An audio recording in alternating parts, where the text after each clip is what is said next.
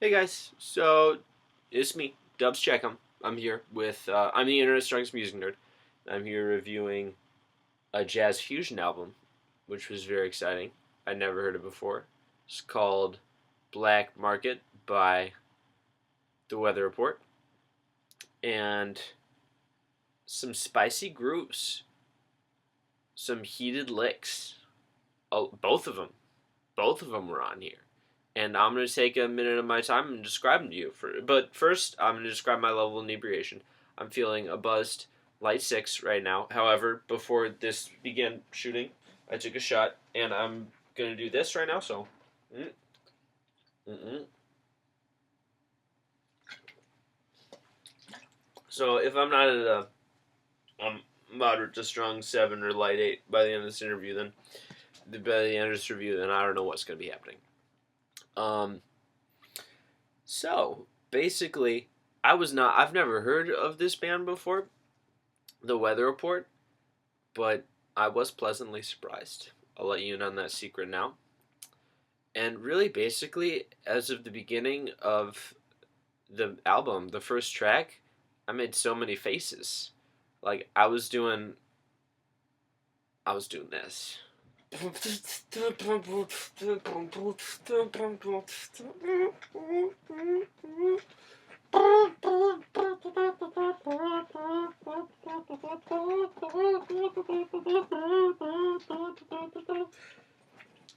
So that's what I was doing. I was doing my free jazz thing, and they're not free jazz. I should clarify, they're not free jazz at all.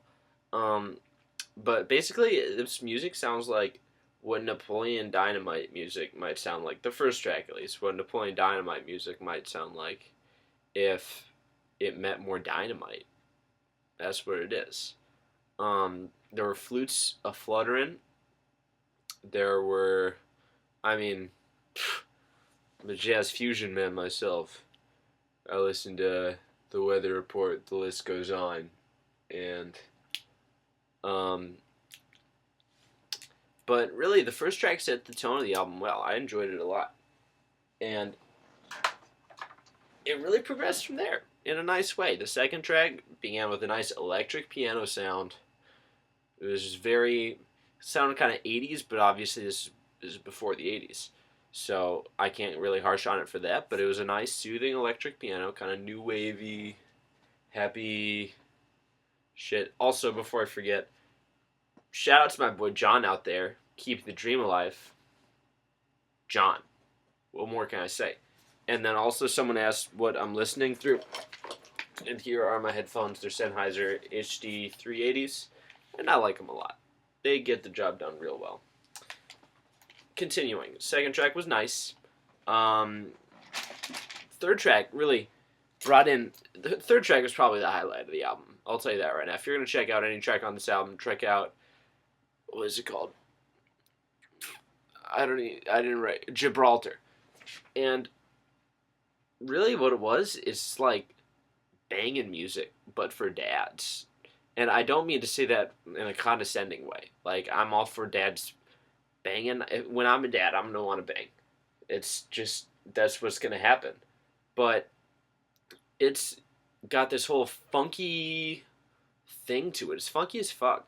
And for all the, okay, first off, everyone that's describing Mac DeMarco as jizz jazz has obviously never heard this album. Because if anything, this album is what jizz jazz is. Mac DeMarco is fucking...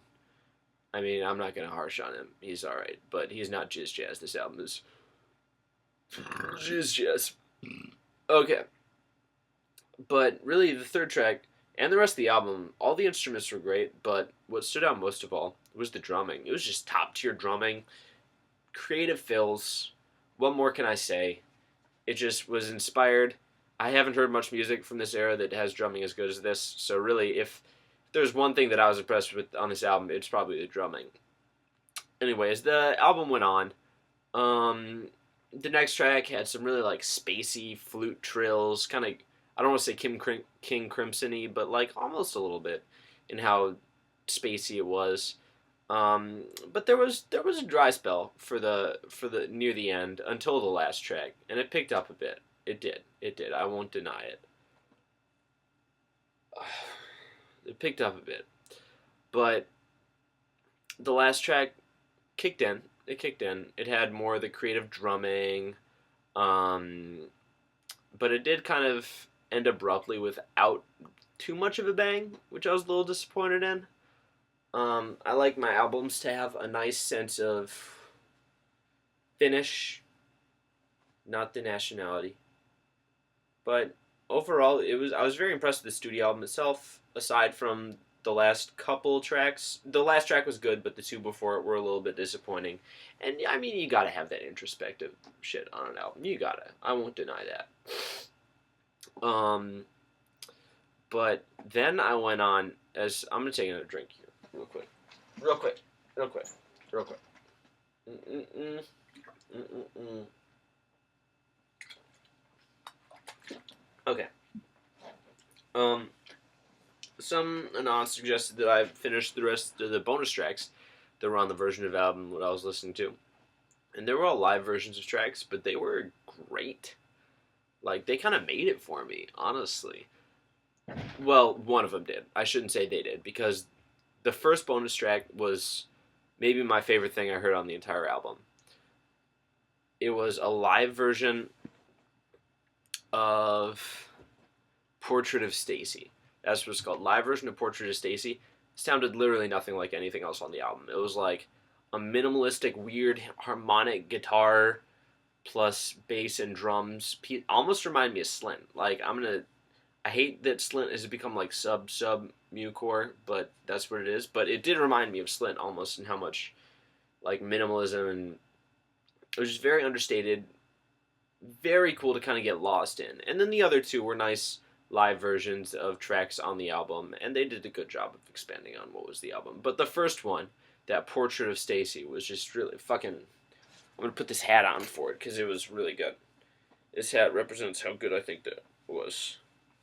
I'm not gonna tie it. But really, I did have a couple complaints with it, and that was that it did drag down near the end. And there was one thing that I kind of don't like about some prog albums that was present on it, and that was the playing was a little bit too accurate, I think. Like some prog, it's just like, I don't know, I wish they'd played a little messier or with a little more distortion on this. It was just like, some of the bass lines almost sounded like synths because they were just so fucking spot on. But I mean, what are you gonna do? It was the 60s or 70s or sometime. They weren't thinking about that kind of stuff. So really, yeah, I'm gonna go ahead. I gave it a rating, and I'm gonna give it. It's a goddamn magical 7. Goddamn magical 7. That's what it is. Goddamn magical 7, and I'm gonna stick to it. Also, shout out to John, cause I forgot that last time. John's the man. Sorry for forgetting you, John. And yeah. So what did you think of it? Leave it in the comments. What should our view next? Also, wait, real quick before I go. I don't condone this type of behavior. Alcohol is not a joke. I got a message from YouTube IP. But what do you think of it? What should I review next? Jazz Fusion? Mac DeMarco? Forever. Baton.